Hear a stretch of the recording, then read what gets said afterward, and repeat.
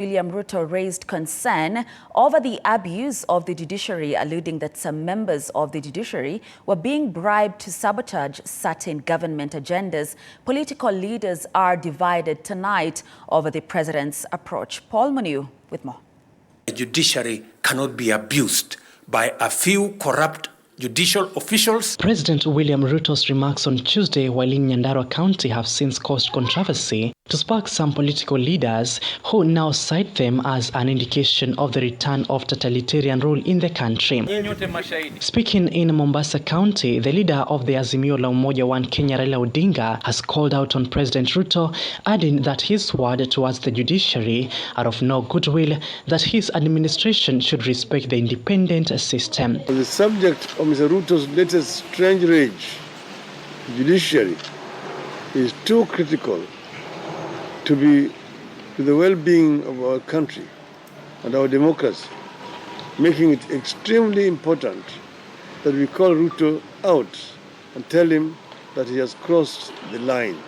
The implementation of the affordable healthcare and affordable housing projects had obtained stoppage orders from the court after their implementations were challenged for the lack of transparency, among other issues. Odinga has pointed out by citing examples that the judiciary is also facing corruption challenges and that the Kenya Kwanza administration has led in hijacking some of the court rulings to favor the state.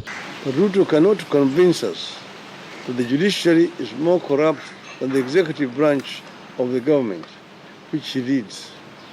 The worst case of executive corruption, of impunity, right now is the acquittal of Mr. Henry Rotich over the Aror and Kimarel dams, where hoping 63 billion Kenya shillings was lost.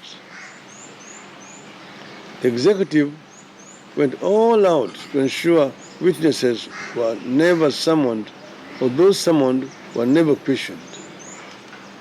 The entire plot was to save Mr. Rotich and close the case. Ruto is not outraged by that.